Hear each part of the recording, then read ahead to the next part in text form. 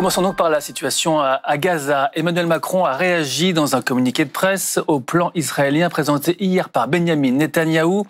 Il parle d'une fuite en avant dans la guerre permanente, un désastre annoncé d'une gravité sans précédent et dit vouloir donner une priorité à une mission de stabilisation sous mandat de l'ONU. William T, bonjour. Bonjour. Vous êtes politologue et président du groupe de réflexion Le Millénaire. C'est une réaction personnelle d'Emmanuel Macron. Reflète-t-elle la vie d'autres dirigeants finalement ? En fait, il y a plusieurs choses qui marquent. C'est qu'Emmanuel Macron fait état quand même d'une opinion publique internationale qui va dans ce sens-là lorsque vous interrogez en fait l'ensemble des citoyens européens ou même américains.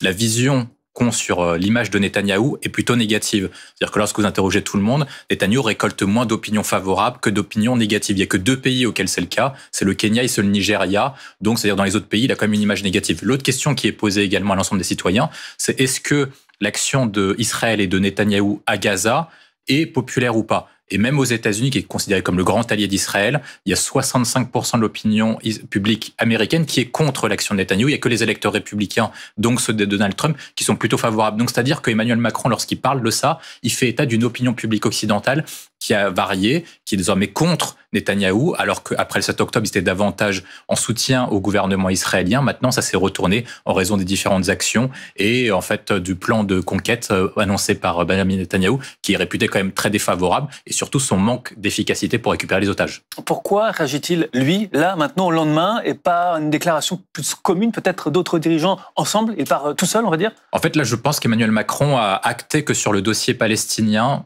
israélien et palestinien, pardon, pour être précis, il a du mal à avoir un consensus parce que les pays européens ne veulent pas prendre position dessus parce que c'est quand même une situation qui est quand même explosive et qu'il a du mal à embarquer son allié américain, notamment Donald Trump. Donc en fait, ce qu'il fait, et on l'a vu sur la reconnaissance de l'État de Palestine, c'est plutôt il décide d'avancer devant pour prendre les opinions publiques à témoin, pour obliger en fait les différents leaders à suivre cette opinion publique. Parce que lorsqu'il a reconnu l'État de Palestine, donc a annoncé son intention de reconnaître l'État palestinien en septembre prochain lors de l'Assemblée générale des Nations Unies, les autres pays ne l'ont pas suivi. Mais progressivement, les opinions publiques, notamment du Canada, du Royaume-Uni, ont suivi parce qu'en fait, ce que dit Emmanuel Macron est certes pas forcément populaire auprès de tous les dirigeants, mais en tout cas, dans les opinions publiques, ça l'est populaire. Et donc, ça oblige ensuite, après les dirigeants, à prendre position en ce sens parce que la situation à Gaza interpelle une grande partie de l'opinion publique occidentale. Donc, c'est d'abord, il intervient et ensuite, après, il oblige les autres personnes à le suivre. Le deuxième point qui conduit Emmanuel Macron à faire ça, c'est qu'après avoir annoncé son intention de reconnaître la Palestine, il est quand même cohérent de dire que si vous reconnaissez un État,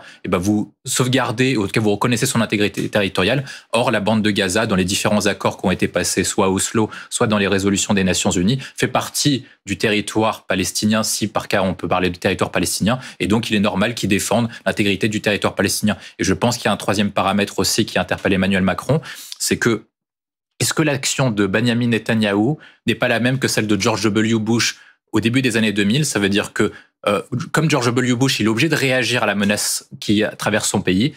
Face aux actes terroristes, notamment du 7 octobre 2023, il est obligé de réagir, notamment parce qu'il y a une émotion très forte dans son pays, mais que l'action militaire, sans plan d'action politique, peut conduire à un désastre dans la région. On a vu notamment que l'action de George W. Bush avait causé des problèmes en Irak et en Afghanistan.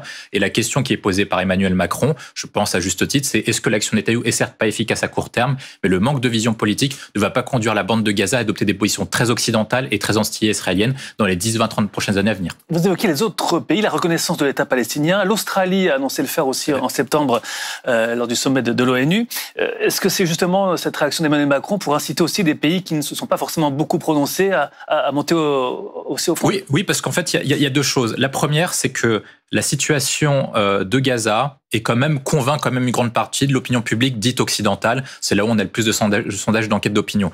Comme je le rappelais, il n'y a que 2 pays qui jugent favorablement l'action de Netanyahou. C'est le Kenya et c'est le Nigeria. Donc, c'est-à-dire que l'ensemble des autres pays jugent défavorablement l'action de Netanyahou. Deuxième point, c'est que les différentes actions menées par l'armée israélienne, donc ça à Gaza, a interpellé l'opinion publique. On a vu les images portant notamment sur la question d'éventuelles famines. On a vu également les journalistes qui se sont fait tuer. En tout cas, c'est ce que eux prétendent. Donc, en fait, tous ces points-là, quand même, interpellent l'opinion publique. Et dans une phase où il y a peu d'actualité parce qu'on est en été, en fait, vous avez beaucoup d'opinions publiques qui disent et qui interpellent leur gouvernement à pouvoir agir concrètement dans leur méthode d'action. Et donc, cette pression-là commence à fonctionner. L'autre point aussi qui est quand même important, c'est que progressivement, et ça fait quand même bientôt 2 ans qu'on va arriver, on va fêter le triste anniversaire du 7 octobre 2023, et ben l'action de Netanyahou, en fait, peut poser question parce qu'il avait interpellé au lendemain du 7 octobre, il avait fixé 3 principes d'action.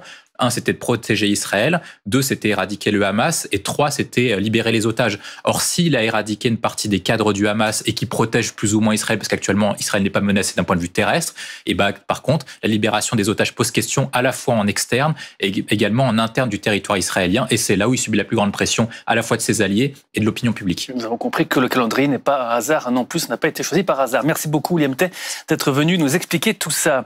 Et justement,